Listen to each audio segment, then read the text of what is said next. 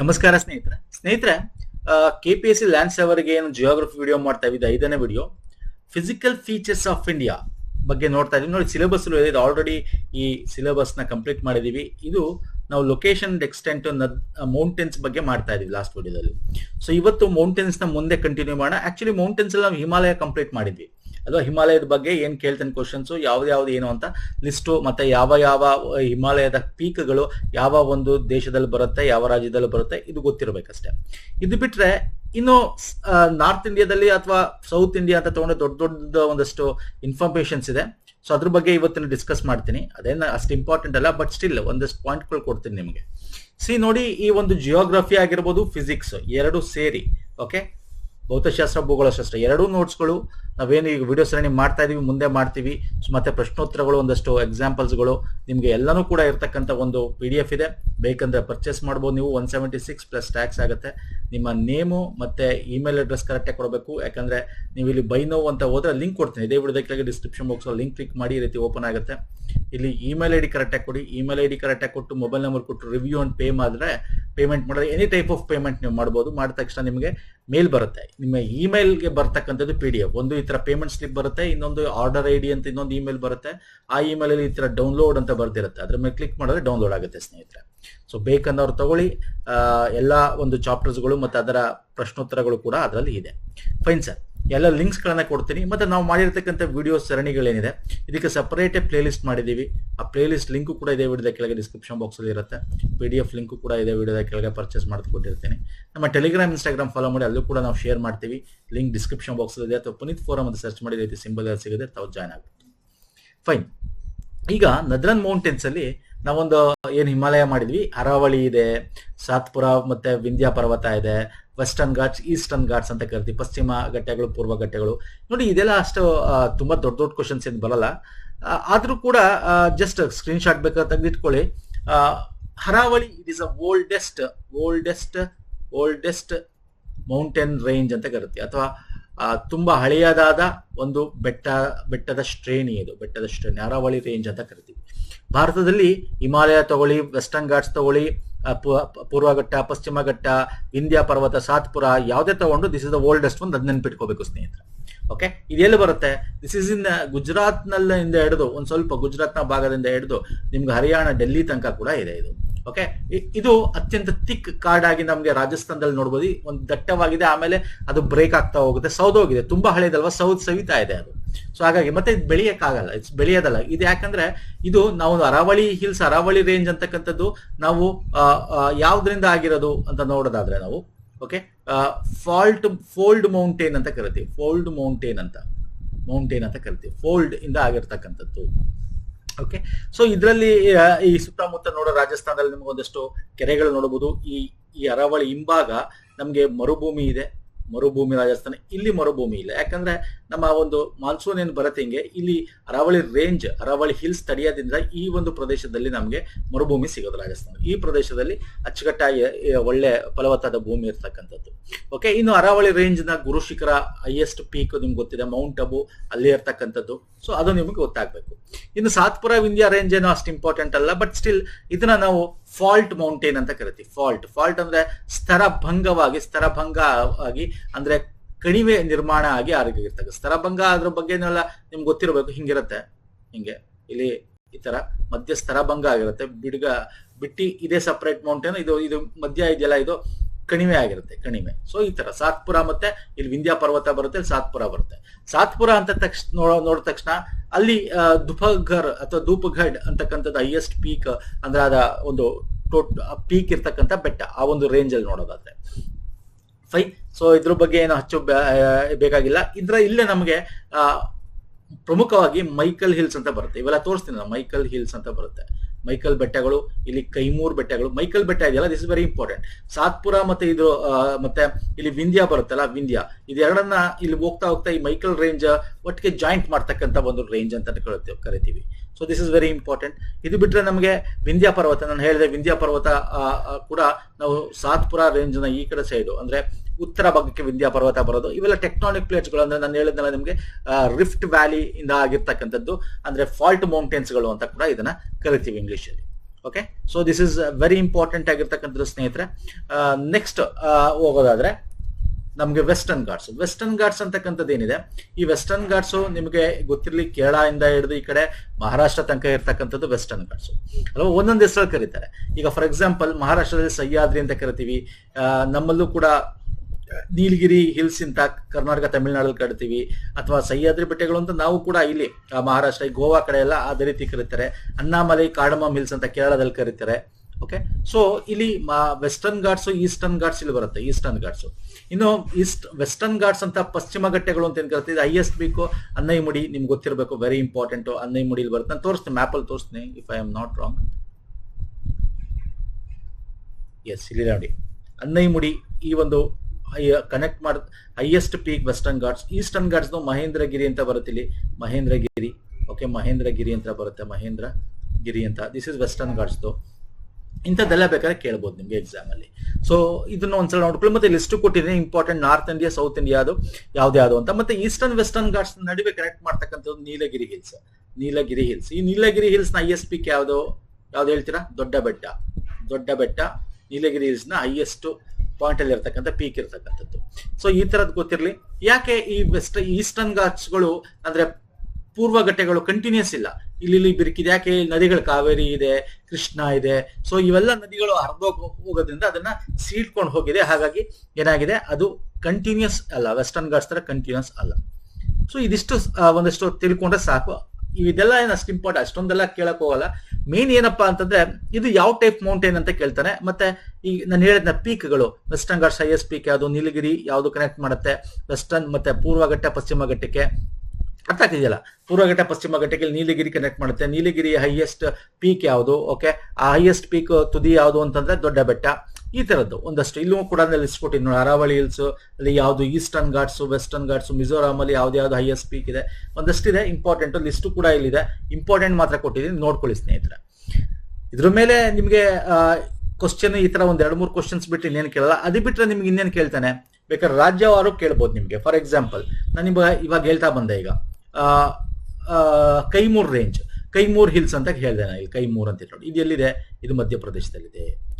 ಮಹಾದಿಯೋ hills ಅಂತಿದೆ, ಅದು ನಿಮ್ಗೆ ಮಧ್ಯಪ್ರದೇಶದಲ್ಲಿ ಬರ್ತಕ್ಕಂಥದ್ದು.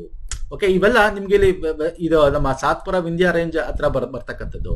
ಮತ್ತೆ ಇನ್ಯಾವುದು ಬೇರೆ ಈ ಕಡೆ ಜೈಂತಿಯಾ ಹಿಲ್ಸ್ ಆಗಿರ್ಬೋದು, ರಾಜಮಹಲ್ ಹಿಲ್ಸ್, ವೆರಿ ಇಂಪಾರ್ಟೆಂಟ್. ನಮ್ಮ ಪಶ್ಚಿಮ ಘಟ್ಟಗಳು ಮತ್ತೆ ಅಂದ್ರೆ ನಮ್ಮ ಪ್ರಸ್ಥಭೂಮಿ ಅಂತ ಏನ್ ಕರಿತೀವಿ, ಇದಿಷ್ಟನ್ನ ಪ್ರಸ್ಥಭೂಮಿ ಅಂತ ಏನ್ ಕರಿತೀವಿ, ಮೈದಾನದ ನಂತರ ಬರ್ತಕ್ಕಂಥದ್ದು ಪ್ರಸ್ಥಭೂಮಿ. ಇಲ್ಲಿ ಮಹದೇವೋ ಹಿಲ್ಸ್ ಇಂದ ಕೆಳಗಡೆ ಈ ಕಡೆ ಡೆಕ್ಕನ್ ಪ್ರಸ್ಥಭೂಮಿ ಅಂತ ಏನ್ ಕರಿತೀವಿ. ಇಲ್ಲಿ ರಾಜಮಹಲ್ ಹಿಲ್ಸ್, ಇಲ್ಲಿ ನೋಡಿ ರಾಜಮಹಲ್ ಹಿಲ್ಸ್ ಎಲ್ಲಿ ಬರುತ್ತೆ ಅದನ್ನ ನೋಡ್ಕೊಳ್ಳಿ. ಜಾರ್ಖಂಡ್ ಅಲ್ಲಿ ಬರುತ್ತಾ, ಎಲ್ಲಿ ಬರುತ್ತೆ ನೋಡ್ಕೊಳ್ಳಿ. ಓಕೆ, ಛತ್ತೀಸ್ಗಢ್ ಅಲ್ಲಿ ಬರ್ಬೋದು ಅನ್ಕೋತೀನಿ. ಇದು ಛತ್ತೀಸ್ಗಢ ಅಲ್ಲಿ ಬರ್ಬೋದು. ಅಂಡ್ ಇಲ್ಲಿ ಅಜಂತಾ ಮತ್ತೆ ನಿಮಗೆ ಅಮರಕಂಟಕ, ಇವೆಲ್ಲ ನಿಮ್ಗೆ ಮಹಾರಾಷ್ಟ್ರದಲ್ಲಿ ಬರ್ತಕ್ಕಂಥದ್ದು. ಓಕೆ, ಬಾಬಾ ಬುಡನ್ಗಿರಿ ಅದು ಗೊತ್ತಿರಬೇಕು. ಸೊ ಇಲ್ಲಿ ಒಂದಷ್ಟು ಇಂಪಾರ್ಟೆಂಟ್ ಆಗಿರ್ತಕ್ಕಂಥ ರೇಂಜಸ್ ಗಳನ್ನ ಕೂಡ ನಾನು ಕೊಟ್ಟಿದ್ದೀನಿ. ಎಕ್ಸಾಮ್ ಅಲ್ಲಿ ಏನ್ ಕೇಳಬಹುದು ಅಂತಂದ್ರೆ, ಒಂದು ಇಲ್ಲಿ ಕೊಟ್ಟಿರೋದು ನೋಡಿ, ಇಲ್ಲಿ ನಿಮಗೆ ಇಲ್ಲಿ ಏನ್ ನೋಡ್ಬೇಕು ಈ ಮ್ಯಾಪ್ ಅಲ್ಲಿ ಅಂದ್ರೆ ನೋಡಿ, ಇದೆಲ್ಲ ಸ್ಕ್ರೀನ್ ಶಾಟ್ ತೆಗೆದಿಟ್ಕೊಳ್ಳಿ ಸ್ನೇಹಿತರ. ಈ ಮ್ಯಾಪ್ ಅಲ್ಲಿ ಅಂದ್ರೆ ಇದರಿಂದ ಬರಲ್ಲ ಅಷ್ಟು, ಹಾಗಾಗಿ ಸ್ಕ್ರೀನ್ ಶಾಟ್ ತೆಗೆದಿಟ್ಕೊಳ್ಳಿ, ಬೇಕಾದಾಗ ನೋಡ್ಕೊಳ್ಳಿ ಅಂತ ಹೇಳ್ತಾ ಇರೋದು. ಸೊ ಇಲ್ಲಿ ಮ್ಯಾಕ್ಸಿಮಮ್ ಏನ್ ಕೇಳ್ಬೋದು ನಿಮ್ಗೆ, ಫಾರ್ ಎಕ್ಸಾಂಪಲ್ ಅರಾವಳಿ ರೇಂಜ್ ಎಲ್ಲಿ ಬರುತ್ತೆ? ಇಲ್ಲಿ ನಮ್ಮ ರಾಜಸ್ಥಾನ್, ಗುಜರಾತ್ ಇಂದ ಸ್ವಲ್ಪ ಭಾಗದಿಂದ ಹಿಡಿದು ರಾಜಸ್ಥಾನ್ ಮತ್ತೆ ಹರಿಯಾಣ, ದಿಲ್ಲಿ ತನಕ ಬರುತ್ತೆ ಅಲ್ವಾ. ಯಾವ ರಾಜ್ಯದಲ್ಲಿದೆ ಕೇಳ್ಬೋದು, ಹಿಂಗ್ ಕೇಳ್ಬೋದು ಆಯ್ತಾ. ಅದು ಬಿಟ್ರೆ ನಿಮ್ಗೆ ಮೈಕಲ್ ಹಿಲ್ಸ್ ಎಲ್ಲಿ ಬರುತ್ತೆ, ಓಕೆ, ಅಥವಾ ಪಳನಿ ಹಿಲ್ಸ್ ಎಲ್ಲ ಬರುತ್ತೆ. ಓಕೆ, ಈ ತರ ಕೇಳಿದ್ರೆ ಹೆಚ್ಚಾಗಿ ಕೇಳಬಹುದು ಅಷ್ಟೇ ಈ ಒಂದು ಟಾಪಿಕ್ ಇಂದ. ಹಾಗಾಗಿ ಒಂದ್ಸಲ ಕಣ್ಣಾಡ್ಸ್ಕೋಬೇಕು ನಿಮ್ಮ ಮ್ಯಾಪ್. ಇಲ್ಲಿ ರಾಜ್ಯದ ಒಂದು ಇಲ್ಲಿ ಎಲ್ಲೆಗಳಿದೆ ನಿಮ್ಗೆ ಗೊತ್ತಾಗತ್ತೆ, ನೋಡಿದ ತಕ್ಷಣ ಯಾವ್ದು ಏನೊಂದು ರಾಜ್ಯ ಅಂತ ಹೆಲ್ಪ್ ಆಗುತ್ತೆ ನಿಮ್ಗೆ. ಇನ್ನು ಇದು ಬಿಟ್ರೆ ಇನ್ನು ಇಂಪಾರ್ಟೆಂಟ್ ಕ್ವಶನ್, ಇದು ಪದೇ ಪದೇ ಕೇಳಿರೋ ಕ್ವಶನ್ ಇದು, ಹಾಗಾಗಿ ತಗೊಂಡಿದ್ದೀನಿ. ಒಂದು ಏನು ಅಂತಂದ್ರೆ, ಈಗ 2 ರೀತಿ ಕೇಳಬಹುದು. ಈ ಒಂದು ಪಶ್ಚಿಮ ಘಟ್ಟಗಳಾಗಿರ್ಬೋದು, ಪೂರ್ವ ಘಟ್ಟಗಳಾಗಿರ್ಬೋದು, ಪ್ರಮುಖ ಒಂದು ಬೆಟ್ಟಗಳು ಅಂತ ನಾವೇನ್ ಕರಿತೀವಿ, ಹಿಲ್ಸ್ ಅಂತ ಏನ್ ಕರಿತೀವಿ, ರೇಂಜಸ್ ಶ್ರೇಣಿಗಳು ಅಂತ ಏನ್ ಕರಿತೀವಿ, ಅದರಲ್ಲಿ ಒಂದು ಯಾವ ರೀತಿ, ಈಗ ಹಿಮಾಲಯ ತಗೊಳ್ಳಿ. ಹಿಮಾಲಯ ಬಂದ್ರೆ ನಮಗೆ ಮಡಿಕೆ ಪರ್ವತ, ಮಡಿಕೆ ಅಥವಾ ಫೋಲ್ಡ್ ಮೌಂಟೇನ್ ಅಂತ ಕರಿತೀವಿ. ಹಂಗೆ ಓಕೆ, ಈಗ ಫಾರ್ ಎಕ್ಸಾಂಪಲ್ ಅರಾವಳಿ ಬೆಟ್ಟಗಳು ಏನಿದೆ ಅದು ನಮಗೆ ಫೋಲ್ಡ್ ಮೌಂಟೇನ್ ಅಂತ ಕರಿತೀವಿ. ಅದು ಮಡಿಕೆಯಿಂದನೇ ಆಗಿರ್ತಕ್ಕಂಥದ್ದು.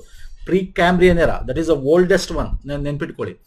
ಅಂಡ್ ಇಲ್ಲಿ ಅದು ಬಿಟ್ರೆ ನಮಗೆ ವಿಂಧ್ಯ ಮತ್ತೆ ಸಾತ್ಪುರ, ವಿಂಧ್ಯ ಅಂಡ್ ಸಾತ್ಪುರ ಇದು ಫಾಲ್ಟ್ ಮೌಂಟೇನ್ ಅಂತ ಕರಿತೀವಿ. ಓಕೆ, ಇನ್ನು ವೆಸ್ಟರ್ನ್ ಘಾಟ್ಸ್ ಯಾವ್ದ್ರಿಂದ ಆಯ್ತು, ಇದು ಆಗಿರತಕ್ಕಂಥದ್ದು ಹೆಂಗೆ ಅಂದ್ರೆ ಫಾಲ್ಟ್ ಅನ್ನೋಕ್ಕಿಂತ ನಾವು ಇದನ್ನ ಬ್ಲಾಕ್ ಮೌಂಟೇನ್ ಅಂತ ಕರಿತೀವಿ. ಬ್ಲಾಕ್ ಮೌಂಟೇನ್ ಅಂತ. ಬ್ಲಾಕ್ ಮೌಂಟೇನ್ ಅಂತಂದ್ರೆ ಸ್ತರ ಭಂಗ ಆಗಿ, ಓಕೆ ನೋಡಿ, ಸ್ತರ ಭಂಗ ಆಗಿ ಫೋಲ್ಡ್ ಅಂಡ್ ಬ್ಲಾಕ್ ಅಂತಾನು ಹೇಳ್ಬೋದು. ಸ್ತರ ಭಂಗ ಆಗಿರುತ್ತೆ ಹಿಂಗೆ, ಸ್ತರ ಭಂಗ ಆಗಿ ಇದು ಕೆಳಗಡೆ ಸರ್ದಿದೆ, ಯಾವುದು ಅದರ ಕರಾವಳಿ, ಇದು ಮೇಲ್ಗಡೆ ಇದೆ, ಹಾಗಾಗಿ ಇದು ಬ್ಲಾಕ್ ಮೌಂಟೇನ್ ಅಂತ ಕರೀತಕ್ಕಂಥದ್ದು. ಇದೆಲ್ಲ ತುಂಬಾ ಡೀಟೇಲ್ ಬೇಕಾಗಿಲ್ಲ. ಸೊ ಇದು ಇಷ್ಟು ತಿಳ್ಕೊಳ್ಳಿ. ಇದು ಬಿಟ್ರೆ ಈ ಕ್ವಶನ್ಗೆ ಆನ್ಸರ್ ಮಾಡಿ ನೋಡೋಣ. ಈ ರಚನೆಯ, ಈ ಒಂದು ಬೆಟ್ಟಗಳ ರಚನೆಯ ಆಧಾರದ ಮೇಲೆ ಯಾವ ಹಿಡಿದು ಹೊಸದರಿಂದ ಹಿಡಿದು ಹಳೆಯದಾದ ಕೊಟ್ಟಿರೋ ಪರ್ವತ ಶ್ರೇಣಿಗಳು ಯಾವುವು ಅಂತ. ಅಂದ್ರೆ ಇಲ್ಲಿ ನೋಡಿ, ಹಿಮಾಲಯ ಇದೆ, ಇಲ್ಲಿ ಡೆಕ್ಕನ್ ಟ್ರ್ಯಾಪ್. ಡೆಕ್ಕನ್ ಟ್ರ್ಯಾಪ್ ಅಂದ್ರೆ ಡೆಕ್ಕನ್ ಪ್ರಸ್ಥಭೂಮಿ ಅಂತ ಅನ್ಕೋಬಹುದು ನೀವು. ಯಾವ್ದು ಹಳೆಯದು, ಯಾವ್ದು ಹೊಸ, ಅಂದ್ರೆ ಇದು ಹೊಸದರಿಂದ ಹಳೆದಕ್ಕೆ ನೀವು ಜೋಡಿಸ್ಬೇಕು. ಫಸ್ಟ್ ಹೊಸದು ಯಾವುದು? Himalaya is the youngest mountain ಅಂತ ಕರಿತೀವಿ ಅಲ್ವಾ. ಹಿಮಾಲಯ ಫಸ್ಟ್ ಬರುತ್ತೆ, ಇಲ್ಲಿದೆ, ಇಲ್ಲಿದೆ. ಸೊ ಈ ಆಪ್ಷನ್ಸ್ ಗಾನ್ ಆಯ್ತು ಅಲ್ವಾ ಸರ್, ಈ ಆಪ್ಷನ್ ಗಾನ್ ಆಯ್ತು. ಹಿಮಾಲಯ ಆದ್ಮೇಲೆ ಯಾವುದು ಸರ್? ವಿಂಧ್ಯ, ಪಶ್ಚಿಮ ಘಟ್ಟ, ಡೆಕ್ಕನ್ ಇದೆ. ಆಕ್ಚುಲಿ ಹಿಮಾಲಯ ಆದ್ಮೇಲೆ ಪಶ್ಚಿಮ ಘಟ್ಟ, ಅದಾದ್ಮೇಲೆ ವಿಂಧ್ಯ ಪರ್ವತ, ಅದಾದ್ಮೇಲೆ ಡೆಕ್ಕನ್ ಟ್ರ್ಯಾಪ್. ಅಕಸ್ಮಾತ್ ಈ ಡೆಕ್ಕನ್ ಟ್ರ್ಯಾಪ್ ಬದಲು ನಿಮಗೆ ಅರಾವಳಿ ಹಿಲ್ಸ್ ಅಂತ ಕೊಡ್ಬೋದು. ಅರಾವಳಿ ಕೊಟ್ರೆ ಅವಾಗ ಅರಾವಳಿ ಲಾಸ್ಟ್ ಅಲ್ಲಿ ಬರುತ್ತೆ. ಇದು ಓಲ್ಡೆಸ್ಟ್. ಅಗೇನ್ ಡೆಕ್ಕನ್ ಟ್ರ್ಯಾಪ್ ಕೊಟ್ಟು ಅರಾವಳಿ ಅಂತ ಕೊಟ್ರೆ, ಡೆಕ್ಕನ್ ಪ್ರಸ್ಥಭೂಮಿ ಜೊತೆಗೆ ಅರಾವಳಿ ಕೊಟ್ರೆ, Aravalli is the oldest then Deccan trap. Okay, so ಇದು ಗೊತ್ತಿರ್ಬೇಕು ನಿಮ್ಗೆ. ಸೊ ಯಾವುದು ತುಂಬಾ ಹೊಸದು ಅಂದ್ರೆ ಹಿಮಾಲಯ, ಅದಕ್ಕಿಂತ ಸ್ವಲ್ಪ ಹಳೇದು ಪಶ್ಚಿಮ ಘಟ್ಟ, ಅದಕ್ಕಿಂತ ಸ್ವಲ್ಪ ಹಳೇದು ವಿಂಧ್ಯ ಸಾತ್ಪುರ, ಅದಕ್ಕಿಂತ ಹಳೇದು ಫುಲ್ ಹಳೇದು ಅರಾವಳಿ. ಓಕೆ, ಸೊ ಈ ತರದ್ದು ಕ್ವಶನ್ ಬಂದಿವೆ ಎಕ್ಸಾಮ್ ಅಲ್ಲಿ. ಸೊ ಅದನ್ನ ಕೇಳ್ಬೋದು, ಇದನ್ನ ಕೇಳ್ಬೋದು ಅಷ್ಟೇ. ಸೊ ಇದಷ್ಟು ಪ್ರಮುಖವಾದದ್ದು ನೋಡ್ಕೊಳ್ಳಿ ಸ್ನೇಹಿತರೆ, ಒಂದಷ್ಟು ಲಿಸ್ಟ್ ಕೂಡ ಕೊಟ್ಟಿದ್ದೀನಿ. ಫೈನ್. ಸೊ ಇದ್ರ ಮೇಲೆ ಇದೇನು ನೋಟ್ಸ್ ನಿಮಗೆ ಬೇಕಾಗಲ್ಲ, ಸ್ಕ್ರೀನ್ ಶಾಟ್ ತೆಗೆದಿಟ್ಕೊಳ್ಳಿ. ಯಾಕಂತಂದ್ರೆ ನಮಗೆ ಈ ಹಿಲ್ಸ್ ಅಂದಾಗ, ಮೌಂಟೇನ್ಸ್ ಅಂದಾಗ ನಾರ್ತ್ ಇಂಡಿಯಾದಲ್ಲಿ ಫಸ್ಟ್ ಹಿಮಾಲಯದ ಬಗ್ಗೆ ಹೆಚ್ಚು ಕ್ವಶನ್ಸ್ ಕೇಳ್ತಾನೆ. ಅದು ಬಿಟ್ರೆ ನಿಮಗೆ ಬೇರೆ ಯಾವುದಕ್ಕೂ ಪಾಸಸ್ ಬಗ್ಗೆ ಕೇಳ್ಬೋದು. ಇಲ್ಲಿ ನೋಡಿ, ಇಲ್ಲೇ ತೋರಿಸ್ತೇನೆ ನಿಮಗೆ ಪಾಸಸ್. ಇದು ಹಿಮಾಲಯ ಇದೆಯಲ್ಲ ಸರ್, ಹಿಮಾಲಯ ಪಾಸಸ್, ಇದನ್ನ ನಾನು ಇಲ್ಲಿ ಮಾಡ್ತಾ ಇಲ್ಲ. ಯಾಕೆಂದ್ರೆ ಇಲ್ಲಿ ಸಿಲೆಬಸ್ ನ ಬ್ರೀಫ್ ಆಗಿ ಕೊಟ್ಟಿಲ್ಲ ಈ ಒಂದು ಲ್ಯಾಂಡ್ ರಿಫಾರ್ಮ್ಸ್ ಎಕ್ಸಾಮ್ ಅಲ್ಲಿ. ಜಸ್ಟ್ ಬರೀ ಮೌಂಟೇನ್ಸ್ ಅಂತ ಕೊಟ್ಟಿದ್ದಾನೆ. ಓಕೆ, ಇಂಡಿಯನ್ ಮೌಂಟೇನ್ಸ್ ಅಂತ ಕೊಟ್ಟಿದ್ದಾನೆ. ಇಲ್ಲಿ ಹಿಮಾಲಯದ ಪಾಸಸ್ ಬರುತ್ತೆ. ಈಗ ಹೆಂಗೆ ವೆಸ್ಟರ್ನ್ ಘಾಟ್ಸ್ ಅಲ್ಲಿ ನೋಡಿದ್ರೆ, ಪಶ್ಚಿಮ ಘಟ್ಟಗಳು ನೋಡಿದ್ರೆ ಇಲ್ಲಿ ನಾವು ಹೆಂಗೆ ಘಾಟ್ಸ್ ಅಂತ ಕರಿತೀವಿ ಅಲ್ವಾ, ಈ ಕಡೆಯಿಂದ ಈ ಕಡೆ ಪಾಸ್ ಆಗ್ಬೇಕಂದ್ರೆ ಘಾಟ್ ಸೆಕ್ಷನ್ ಅಂತ ಏನ್ ಕರಿತೀವಿ, ಆತರ ಇಲ್ಲಿ ಪಾಸಸ್ ಬರುತ್ತೆ ಅಷ್ಟೇ. ಒಂದು ಹಿಮಾಲಯ, ಇನ್ನೊಂದು ಹಿಮಾಲಯ. ಸೊ ಇದು ಪಾಸಸ್ ಬಗ್ಗೆ ನಾನು ಆಲ್ರೆಡಿ ಸಪರೇಟ್ ವಿಡಿಯೋ, ಬೇಕಾದ್ರೆ ನೀವು ಹಿಮಾಲಯನ್ ಪಾಸಸ್ ಪುನೀತ್ ಫೋರಮ್ ಅಂತ ನೀವು ಯೂಟ್ಯೂಬ್ ಅಲ್ಲಿ ಸರ್ಚ್ ಮಾಡಿದ್ರು ಸಿಗುತ್ತೆ ವಿಡಿಯೋ, ನೀವು ನೋಡ್ಕೋಬಹುದು. ಡೀಟೇಲ್ ಆಗಿ ಮಾಡಿದ್ದೀನಿ ಅದರಲ್ಲಿ. ಸೊ ಹಂಗಾಗಿ ಅದೆಲ್ಲ ಕೇಳುವಂತದ್ದು, ಯಾಕಂದ್ರೆ ಇಲ್ಲಿ ಡೀಟೇಲ್ ಸಿಲೆಬಸ್ ಎಲ್ಲ ಜಸ್ಟ್ ಹೆಡ್ಡಿಂಗ್ ಕೊಟ್ಟಿದ್ದಾನೆ. ಸೊ ಹಾಗಾಗಿ ಇದನ್ನ ಕವರ್ ಮಾಡ್ತಾರ. ಜಸ್ಟ್ ಇದನ್ನು ಕೂಡ ಅವನು ಹೇಳಿಲ್ಲ, ಬಟ್ ಸ್ಟಿಲ್ ನಾನು ನಿಮಗೆ ಎಕ್ಸ್ಟ್ರಾ ಇನ್ಫಾರ್ಮೇಶನ್ಸ್ ಇರಲಿ ಅಂತ ಕೊಟ್ಟಿದ್ದೀನಿ ಸ್ನೇಹಿತರೆ. Fine sir. ನೆಕ್ಸ್ಟ್ ಬಂದ್ರೆ ನಾವು ಹಿಲ್ಸ್, ಮೌಂಟೇನ್ಸ್ ಆದ್ರೆ, ಇಂಡಿಯನ್ ಮೌಂಟೇನ್ಸ್ ಆದ್ಮೇಲೆ ನಮಗೆ ಬರ್ತಕ್ಕಂಥದ್ದು ಪ್ಲೇನ್ಸ್ ಅಂತ, ಅಂದ್ರೆ ಉತ್ತರದ ಮೈದಾನಗಳು. ಮೈದಾನ ನಾವು ಆಕ್ಚುಲಿ ಭಾರತದಲ್ಲಿ 3 ವಿಭಾಗ ಮಾಡ್ಬೋದು. ಇಲ್ಲಿ ಕಾಣಿಸ್ತಾ ಇರಬೇಕು, ದಿಸ್ ಇಸ್ ನಂಬರ್ 1 ಇಲ್ಲಿ ತನಕ. ಅಂದ್ರೆ ಇದು ಸಿಂಧು ಬಯಲಿನ ಮೈದಾನ ಆಗ್ಬೋದು. ಇಲ್ಲಿಂದ ನಮ್ಗೆ ಇಲ್ಲಿ ತನಕ ನೋಡೋದಾದ್ರೆ, ನಮ್ಗೆ ಇಲ್ಲಿ ತನಕ ಇಲ್ಲಿ ನಮ್ಗೆ ಗಂಗಾ ನದಿಯ ಮೈದಾನ ಆಗೋದು. ಈ ಕಡೆ ಏನಿದೆ ಇದು ನಮಗೆ ಇಂಪಾರ್ಟೆಂಟ್ ಆಗಿ ಬ್ರಹ್ಮಪುತ್ರ ನದಿ ಇದು ಅಂತ ಕರೀಬಹುದು. ಓಕೆ, ಇದು ನೋಡೋದಾದ್ರೆ ಪೂರ್ವ ಟು ಪಶ್ಚಿಮ, ಇಲ್ಲಿ ಪಶ್ಚಿಮ ಇದೆ, ಇಲ್ಲಿ ಪೂರ್ವ, ಇದೇನು ಹಿಂಗ ಹಬ್ಬಿದೆಯಲ್ಲ ಹಿಂಗೆ ಪೂರ್ವ. ಇದು ಒಂದು ಮೈದಾನ ನೋಡಿದ್ರೆ 2400 ಕಿಲೋಮೀಟರ್ ಅಷ್ಟಿದೆ. ಅಂದ್ರೆ ಈ ಹಿಮಾಲಯದ ತಪ್ಪಲಿಂದ ಹಿಡಿದು ಅಲ್ಲಿಂದ ಮುಂದಕ್ಕೆ ಹೋಗುತ್ತಾರೆ, ಇವೆಲ್ಲ ಮೈದಾನಗಳು. ಇಲ್ಲಿಂದ ಕೆಳಗೇನಿದೆ ಇದೆಲ್ಲ ನಾವು ನೋಡೋದಾದ್ರೆ ಇದೆಲ್ಲ ಪ್ರಸ್ಥಭೂಮಿಗಳು. ಓಕೆ, ಪ್ರಸ್ಥಭೂಮಿಗಳು ಹಿಂಗೆ ನಾವು ಡಿವೈಡ್ ಮಾಡ್ತಾ ಹೋಗ್ತೀವಿ. ಅಂದ್ರೆ ಹಿಮಾಲಯದ ಕೆಳಗೆ ದಕ್ಷಿಣಕ್ಕೆ ನಾವು ಈ ಮೈದಾನನ ನೋಡ್ತೀವಿ. ಅಂಡ್ ಈ ಮೈದಾನ ಇದೆ, ಇದೆಯಲ್ಲ, ಇದು ಒಂದು ಆಲ್ಮೋಸ್ಟ್ 240 to 320 ಕಿಲೋಮೀಟರ್ ಅಗಲ ಇದೆ. ಉದ್ದ ಬಂದು 2400 ಕಿಲೋಮೀಟರ್ ಉದ್ದ ಇದೆ. Okay, I will show you. ಇಲ್ಲೇ ನೋಡಿ, ಸಿಂಧು ಗಂಗಾಪುತ್ರ ಬ್ರಹ್ಮಪುತ್ರ ನದಿಯ ಒಂದು ಮೈದಾನ, ಒಟ್ಟು ಮಹಾಮೈದಾನ ಅಂತ ಏನ್ ಕರಿತೀವಿ, ಪಶ್ಚಿಮದ ಪೂರ್ವಕ್ಕೆ 2400 ಕಿಲೋಮೀಟರ್ ಇದೆ. ಹಾಗೆ ಅದರ ಅಗಲ 240-320 ಕಿಲೋಮೀಟರ್ ಅಗಲ ಇದೆ. ಒಟ್ಟು 7 ಲಕ್ಷ ಚದರ ಮೀಟರ್ ಅಷ್ಟು ಪ್ರದೇಶ ಇದು ಆವರಿಸಿಕೊಂಡಿದೆ. ಅಂಡ್ ಈ ಮೈದಾನಗಳು ಎಲ್ಲಿ ಬರುತ್ತೆ, ಇಲ್ಲಿ ರಾಜ್ಯಗಳು ನೋಡೋದಾದ್ರೆ ನಾವು ಪಂಜಾಬ್ ಸ್ವಲ್ಪ ಭಾಗ, ಹರಿಯಾಣ ಮತ್ತೆ ರಾಜಸ್ಥಾನದ ಸ್ವಲ್ಪ ಭಾಗ, ಉತ್ತರಾಖಂಡ, ಉತ್ತರ ಪ್ರದೇಶ, ಬಿಹಾರ, ಜಾರ್ಖಂಡ್, ಪಶ್ಚಿಮ ಬಂಗಾಳ, ಅಸ್ಸಾಂ ರಾಜ್ಯ ಒಳಗೆ ಈ ಮೈದಾನ, ಅಂದ್ರೆ ಸಿಂಧು ಗಂಗಾ ಬ್ರಹ್ಮಪುತ್ರ 3 ಸೇರಿ ಅಥವಾ ಉತ್ತರದ ಮಹಾ ಮೈದಾನಗಳು ಈ ರಾಜ್ಯಗಳಲ್ಲಿ ಹರಡಿಕೊಂಡಿದೆ ಅಂತ ಹೇಳ್ಬೋದು. Fine sir. ಇನ್ನು ವಿಸ್ತೀರ್ಣಗಳು ಚದರ ಕಿಲೋಮೀಟರ್ ನೋಡೋದಾದ್ರೆ ನಾವು ಇಲ್ಲಿ ಈ ತರ ನಾವು ನೋಡ್ತಾ ಹೋಗ್ಬೋದು. ಏನು ಈ ಮೈದಾನ ಇಲ್ಲೇನು ಸಂಚರಿಸುತ್ತಲ್ಲ ಸರ್ ಈ ನದಿಗಳು ಸಂಚರಿಸಿ ತಂದಿದ್ದು ಸವಿಸಿ ತಂದಿದ್ದು ಸಂಚಯನ ಮಾಡುತ್ತಲ್ಲ, ಒಟ್ಟಿಗೆ ಅಲ್ಲಿ ತಂದು ಹಾಕುತ್ತಲ್ಲ, ಅದನ್ನು ನಾವು ಮೈದಾನ ಅಂತ ಕರಿತೀವಿ ಅಲ್ವಾ. ಮೆಕ್ಕಲು ಮಣ್ಣಿಂದ ಕೂಡಿರುತ್ತೆ, ತುಂಬಾ ವ್ಯವಸಾಯಕ್ಕೆ ಯೋಗ್ಯವಾಗಿರ್ತಕ್ಕಂಥದ್ದು. ಹಾಗಾಗಿ ಇದು ಈ ಒಂದು ಎಲ್ಲಿ ನದಿ ಬಯಲು ಪ್ರದೇಶದಲ್ಲೇ ನಮ್ಮ ನಾಗರಿಕತೆ ಆಗಿರ್ತಕ್ಕಂಥದ್ದು. ಸಿಂಧು ಬಯಲಿನ ನಾಗರಿಕತೆ ತಗೊಳ್ಳಿ ಅಥವಾ ಗಂಗಾ ಬಯಲು ತಗೊಳ್ಳಿ, ಸಿಂಧು ಬಯಲಿನ ನಾಗರಿಕತೆ ನಶಿಸೋದ್ಮೇಲೆ ಎಲ್ಲ ಗಂಗಾ ಸೈಡ್ ಬರ್ತಾರೆ. ಸೊ ಹಾಗಾಗಿ ಇಲ್ಲಿ ನೋಡಿದ್ರೆ ಇದನ್ನು ಭಾರತದ ಹೃದಯ ಭಾಗ ಅಂತ ಕರಿತೀವಿ. ಹೆಚ್ಚಾಗಿ ಈ ಒಂದು ಮೈದಾನ ಪ್ರದೇಶದಲ್ಲಿ ನಮ್ಮ ಹೆಚ್ಚು ಜನಸಂಖ್ಯೆ ಇರತಕ್ಕಂಥದ್ದು, 40% ಜನಸಂಖ್ಯೆ. ಹಾಗಾಗಿ ನೀವು ನೋಡಬಹುದು ಉತ್ತರ ಪ್ರದೇಶ ಇಲ್ಲಿ ಅತ್ಯಂತ ದೊಡ್ಡದಾಗಿರ್ತಕ್ಕಂಥ ಒಂದು ಏನು ಇಲ್ಲಿ ರಾಜ್ಯ ಇದೆ, ಅತ್ಯಂತ ಹೆಚ್ಚು ಜನಸಂಖ್ಯೆ ಇರ್ತಕ್ಕಂಥದ್ದು. ಸೊ ಇವೆಲ್ಲ ಯಾಕೆ ಜನಸಂಖ್ಯೆ ಹೆಚ್ಚು? ಬಿಕಾಸ್ ಆಫ್ ಮೈದಾನ ಪ್ರದೇಶ ಇದೆ, ನಮ್ಗೆ ಅಲ್ಲಿ ಎಕನಾಮಿಕ್ ಆಕ್ಟಿವಿಟೀಸ್ ಆಗುತ್ತೆ, ನೀರು ಸಿಗುತ್ತೆ. ಸೊ ಹಾಗಾಗಿ ಇದೊಂದು ಭಾರತದ ಹೃದಯ ಭಾಗ, ಮೈದಾನ ಪ್ರದೇಶನ ಹೃದಯ ಭಾಗ ಅಂತ ಕರಿತೀವಿ. Okay, so very important. ಇನ್ನು ಇದ್ರ ಬಗ್ಗೆ ನಾವು ನೋಡ್ತಾ ಹೋದ್ರೆ, ಓಕೆ, ಈ ಮೈದಾನದ ಬಗ್ಗೆ ಆಯ್ತಲ್ಲ, ಸೊ ವೆರಿ ಇಂಪಾರ್ಟೆಂಟ್ ನೋಡ್ಕೊಳ್ಳಿ. ನೆಕ್ಸ್ಟ್ ಇನ್ನು ಮೈದಾನಗಳನ್ನ ನಾವು ಡಿವೈಡ್ ಮಾಡ್ತಾ ಹೋಗ್ತೀವಿ. ಈ ನದ್ರನ್ ಪ್ಲೇನ್ಸ್ ನ ಡಿವೈಡ್ ಮಾಡ್ತಾ ಹೋಗ್ತೀವಿ.